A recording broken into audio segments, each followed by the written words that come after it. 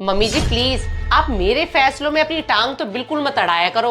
वैसे भी मुझे आपकी रोका टोकी बिल्कुल भी पसंद नहीं है। मैं कोई रोका टोकी नहीं करती हूँ, मैं तो तुझे समझाती हूँ। मेरा समझाना तुझे बुरा लगता है? हाँ लगता है, क्योंकि मैं दूध पीती बच्ची नहीं हूँ। मैं अपनी जिंदगी के फैसले अच्छे से ले सकती हूँ और मुझे अपनी जिंदगी के फैसलों में आपकी एडवाइस की बिल्कुल भी जरूरत नहीं है। मैं शाम को अपनी मम्मी के घर जाऊंगी तो जाऊंगी। तू जाके तो दिखा।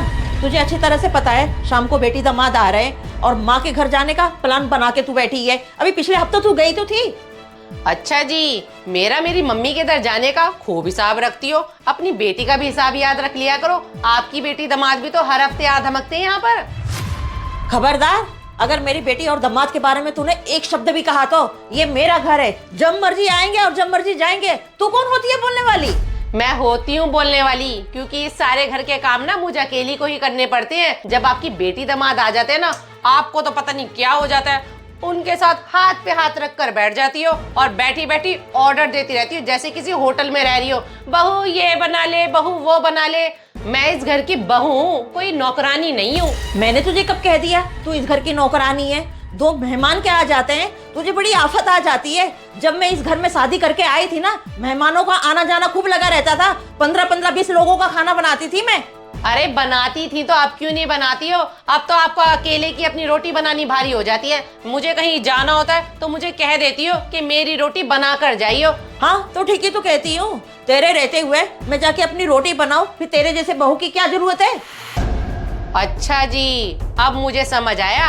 आपको इस घर में अपनी कोई बहू नहीं चाहिए थी, बल्कि रोटियां बनाने वाली नौकरानी चाहिए थी, जो कि आपको फ्री फंड में मिल गई। मैं रहने दे।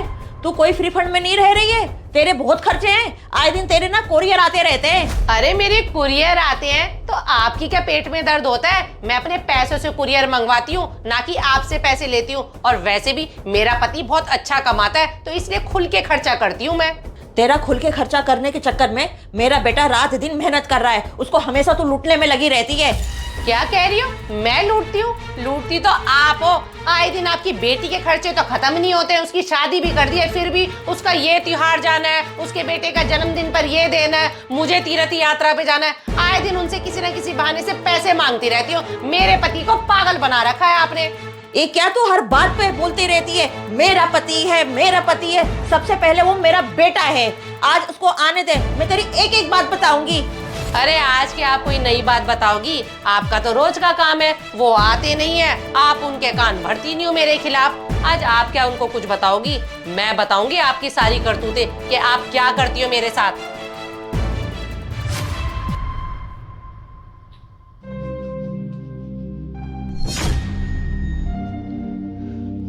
क्या बात है, मुझे देख के इतना मुंह क्यों बना रही हो? और आज आपका फोन भी नहीं आया। सब ठीक तो है?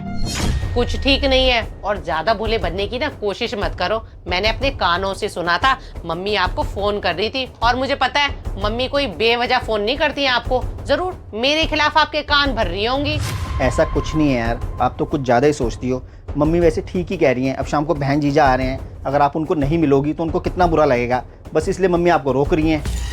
देख लिया, आपकी मम्मी को इतनी तसल्ली नहीं हुई कि बेटा शाम को घर आएगा तभी उसको सारी बातें बताऊं। फोन करके आपको सारी बातें बता दी हैं। और वैसे भी आपके बहन जीजा ना मुझसे मिलने नहीं आते हैं, आपकी मम्मी से और आपसे मिलने आते हैं। तो मैं यहाँ पर मिलूं या ना मिलूं, उनको कोई फर्क नहीं पड़ता। फर्क पड़ता है डॉली, बस आप में एक ही कमी है, आप ना बहुत ज्यादा नेगेटिव सोचती हो। मम्मी के बारे में इतना नेगेटिव मत सोचा करो। वैसे मुझे पहले से ही पता था आप अपनी माँ के खिलाफ ना कुछ नहीं सुनोगे और अपनी माँ का ही साथ दोगे। मेरा कहने का तो कोई फायदा नहीं है, क्योंकि मेरी इस घर में ना कोई इज्जत नहीं है। मुझे आपसे कोई बात नहीं करनी है, हटो आप।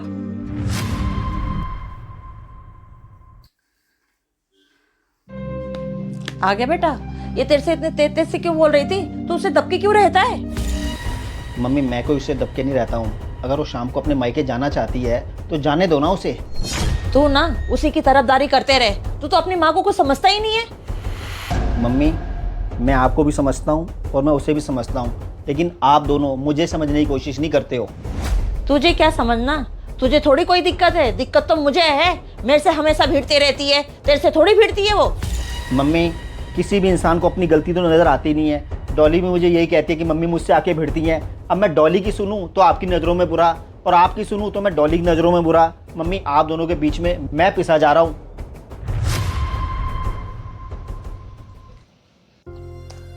सर मैंने आपको मेल कर दिया है। सॉरी सर, मैं आपको मेल करने में थोड़ा लेट हो गया हूँ।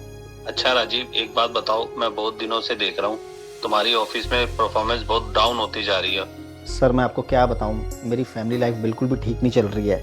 उसका असर मेरी सेहत पे हो रहा है और मेरे काम पर हो रहा है। सर मेरी मम्मी की और मेरी वाइफ की बिल्कुल नहीं बनती है और इन दोनों के चक्कर में सर मैं पिसा जा रहा हूँ। ये सर फिजूल की बातों में लड़ती रहती हैं, लेकिन इनकी लड़ाइयों की वजह से मैं बहुत डिस्टर्ब रहता हूँ सर। इसी वजह से सर ऑफिस में मेरी परफॉर्मेंस बहुत ज़्यादा डाउन हो गई है। सर मैं बहुत टेंशन में रहने लग गया हूँ। सर जब भी मैं गाड़ी चलाता हूँ ना तो सोचता रहता हूँ, परसों सर गाड़ी चलाते चलाते मेरा एक्सीडेंट होने से बचा। सर मैं मर जाता परसों तो, बस भगवान ने किसी तरीके से मुझे बचा लिया। सर अगर यही हाल रहा ना तो एक दिन मैं सब कुछ छोड़ छाड़ के कहीं दूर निकल जाऊँगा। मम्मी जी, अगर हम दोनों की लड़ाइयों का ऐसे ही चलता रहा, ये ना हो कि राजीव कोई गलत कदम उठा ले। मम्मी जी, मैं आपसे वादा करती हूँ, मैं राजीव की खुशी के लिए आपसे अब कभी नहीं लड़ूंगी। बहू तू सही कह रही है, हम दोनों आज के बाद से बिल्कुल लड़ाई नहीं करेंगे, बल्कि एक माँ बेटी की तरह रहेंगे।